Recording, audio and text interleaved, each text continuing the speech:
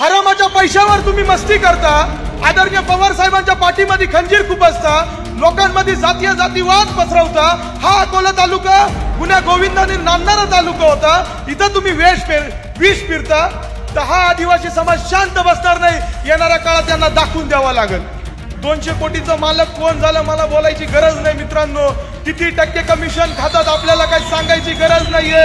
अरे ज्या माणसाकडे निवडणूक लढायला पैसे नव्हते ते आज मोठे मोठे कार्यक्रम करताय, आज ज्याला वर्गणी काढून दिली तो आपल्याला भिकार भंगार म्हणतो। येणाऱ्या काळामध्ये त्याला योग्य ती जागा आपल्याला दाखवायलाच लागेल। पवार साहेबांचा पक्ष फोडला, ज्यांना ज्यांना पवार साहेबांनी मोठं केलं ते साहेबांना सोडून गेले।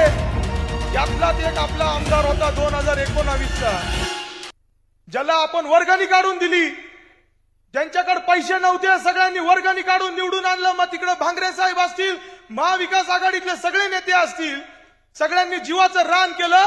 परंतु वाईट ह्या गोष्टीचं वाटतं का त्या माणसांनी आदरणीय पवार साहेबांच्या पाठीमध्ये खंजीर खुपसलं। पुन्हा एकदा हात वर करून जयंत पाटील साहेबांना सांगा, या गद्दाराचा बदला घेणार की नाही? आज युवकांचे लग्न होत नाही, नोकरी नाही तो छोकरी नाही, ही मन आपल्याला माहिती आहे साहेब। आता सरकार उद्या नव्याने स्वयंवर सुद्धा ठेवायला मागं पुढे पाहणार नाही। तुम्ही सांगतात भाषणात का सरकार कपडे सुद्धा काढून देईल, उद्या पोरांनी मागणी केली पोरी पाहून द्या, सरकार तेही पाहून देईल। इतका खालच्या पातळीचं सरकार या राज्यात आलेलं आहे। हा स्वाभिमानी महाराष्ट्र वाचवायचा असेल तर पवार साहेबांच्या विचारासोबत, जयंत पाटलांच्या विचारासोबत आपल्याला राहावं लागेल।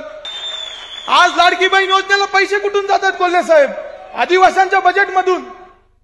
आमचा हरकत नाही तुम्ही 1,500 रुपये द्या, पण बजेट मधले पैसे जर तुम्ही आमचे हिसकून घेणार असाल तर हा आदिवासी समाज शांत बसणार नाही, येणाऱ्या काळात त्यांना दाखवून द्यावा लागेल। मित्रांनो वेळ भरपूर झालाय। 2019 मध्ये जयंत पाटील साहेब या तालुक्यांनी वर्गणी काढून परिवर्तन केलं। मी बोललो, लोकांना वाटलं आपण सेवक निवडून देतोय, पण आपला सेवक मालक होऊ पाहतोय। आमचा सेवक मालक झाला, जातीय जातीमध्ये भांडणं लावले। मित्रांनो लोकांना तो भिकार भंगार म्हणायला लागला।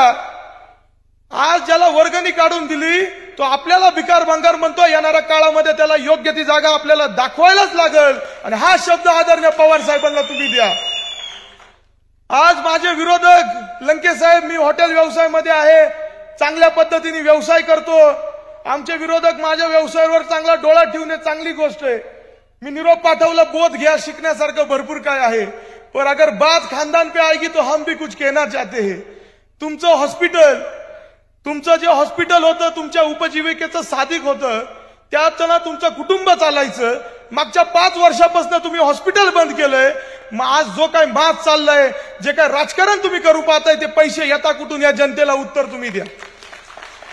हरामाच्या पैशावर तुम्ही मस्ती करता, आदरणीय पवार साहेबांच्या पाठीमध्ये खंजीर खुपसता, लोकांमध्ये जातीय जातीवाद पसरवता। हा अकोला तालुका गुन्हा गोविंदाने नांदणारा तालुका होता, इथं तुम्ही विष फिरता।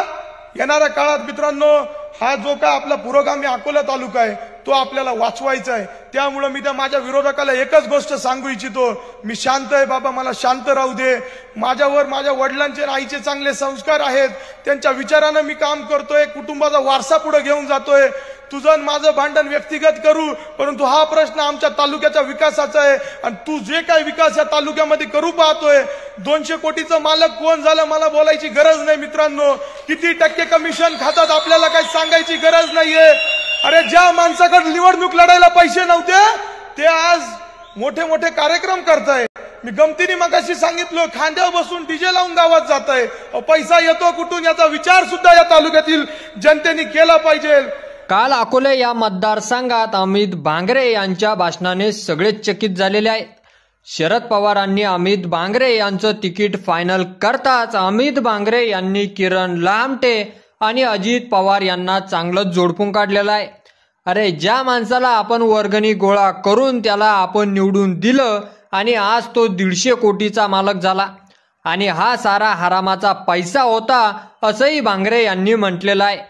त्यानंतर ते म्हणाले की तुम्ही जास्त माजू नका, कारण की तुमचा माज मी नक्की उतरवणार आहे, कारण की हा तरुण अमित बांगरे हा उच्च सुशिक्षित शिकलेला मुलगा आहे, तुमच्यासारखा नाही। या निवडणुकीत तुम्हाला पाणी पाजल्याशिवाय राहणार नाही। आणि नंतर ते असंही म्हणाले की हे सरकार महिलांना 1,500 रुपये देतं. मी या महिलांसाठी वेगळं स्वप्न बघतोय. अमोल कोल्हे साहेब, मला या महिलांना सक्षम करायचं आहे आणि मी जयंत पाटलांसमोर एक घराणं मांडणार आहे. ते म्हणजे आपलं सरकार आलं की या अकोले तालुक्याला एक महिला दूध संघ द्या, असंही त्यांनी म्हटलेलं आहे. तर अमित बांगरे यांच्या प्रतिक्रियेवर तुम्हाला काय वाटतं ते आपल्या कमेंट बॉक्समध्ये लिहायला अजिबात विसरू नका. आणि असेच नवीन व्हिडिओ पाहत राहण्यासाठी आपल्या मराठी एल्गार या युट्यूब चॅनलला सबस्क्राईब करा आणि व्हिडिओ जर आवडला असेल तर जास्तीत जास्त शेअर करा. धन्यवाद.